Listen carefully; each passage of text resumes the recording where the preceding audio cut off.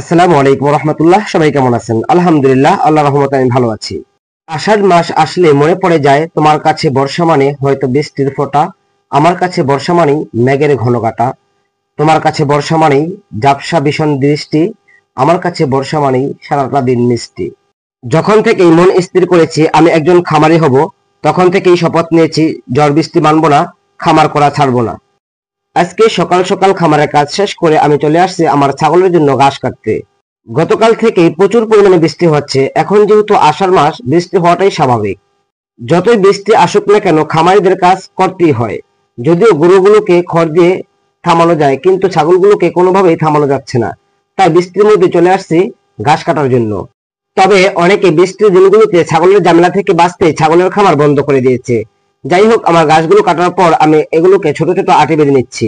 এরপর আমার যে কাজটি করতে হবে সেটা হলো, কচুর জমির পাশেই কিছু ঢেঁড়স গাছ লাগিয়ে দিয়েছিলাম। আজকে ঢেঁড়স গাছগুলো থেকেই ঢেঁড়সগুলো তুলে নেব বাড়িতে খাওয়ার জন্য। আল্লাহ তাআলা তো নিজেই বলেছেন, তোমরা চেষ্টা করতে থাকো এবং রিজিকের সন্ধান করতে থাকো, আমি তোমাদের রিজিকের ব্যবস্থা করে দেবো ইনশাআল্লাহ। ঢেঁড়সগুলো তোলা শেষ করে কচুর জমি থেকে কিছু পরিমাণ লতি উঠিয়ে নিয়েছি। আমি যেহেতু কচুর লতিগুলো খেতে খুব পছন্দ করি, তাই ভাবলাম কিছু লতিও সাথে নিয়ে যাই বাড়িতে রান্না করে খাওয়ার জন্য। আমার পরিশ্রম, আপনাদের দোয়া, আল্লাহ তাআলার রহমতের মাধ্যমে আজকে এ পর্যন্ত আমার আশা।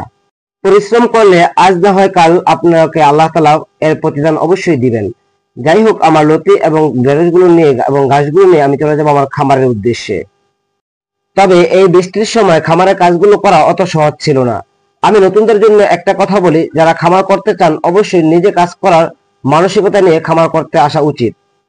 যাই হোক, খামারে এসে আমার ছাগলগুলোকে ঘাসগুলো খেতে দিয়েছি। ঘাসগুলো পেয়ে তারা অনেক খুশি হয়ে যায় এবং চিল্লানো থেমে যায়। তবে আমি একটু বিষয় লক্ষ্য করেছি, গরুর চেয়ে ছাগলের খামারে লাভবান বেশি হওয়া যায়। যাই হোক, আজকে যেহেতু সকাল থেকে বৃষ্টি হচ্ছে, আবহাওয়াটি পাতলা খিচুড়ির জন্য উপযোগী। তাই আর দেরি না করে আমরা সেই শৈশবে চলে আসছি। কয়েকজন মিলে পাতলা খিচুড়ি রান্নার প্রস্তুত গ্রহণ করেছি। তবে রান্নার দায়িত্বটা পড়েছে আমার উপর। জানি না তবে কতটুকু দায়িত্ব নিয়ে এই রান্নাটা শেষ করতে পারবো। যাই হোক, আমার এই কাজগুলো করতেও খুব আনন্দ লাগে। সবাই মিলে এই খিচুড়ি রান্নাটা আজকে একটি পিকনিকের মতোই হয়ে গেছে। সবাই মিলে আনন্দের সহিত এই রান্নাগুলো করতেছি এবং কাজগুলো করতেছে। বৃষ্টির দিনে এই পাতলা খিচুড়ি কে না পছন্দ করে। মাশাআল্লাহ, ঢাকনা খুলতে একটি সুন্দর গ্রান বের হয়েছে, যার কারণে রান্নার আগ্রহটা আরো দ্বিগুণ হয়েছে। আজকে আমরা মুরগির মাংস দিয়ে এই খিচুড়ি রান্না করতেছি। তবে খামারের ব্যস্ততার কারণে এই সময়টা আর আগের মতো উপভোগ করতে পারি না। তবে সময় সুযোগ করে এই কাজগুলোতে অংশগ্রহণ করাটা আমাদের জন্য সৌভাগ্যের ব্যাপার। যাই হোক, রান্নার কাজ শেষ, এখন আমাদের খাওয়ার পালা। যাই হোক, আমাদের জন্য দোয়া করবেন। আসসালামু আলাইকুম রহমতুল্লাহ।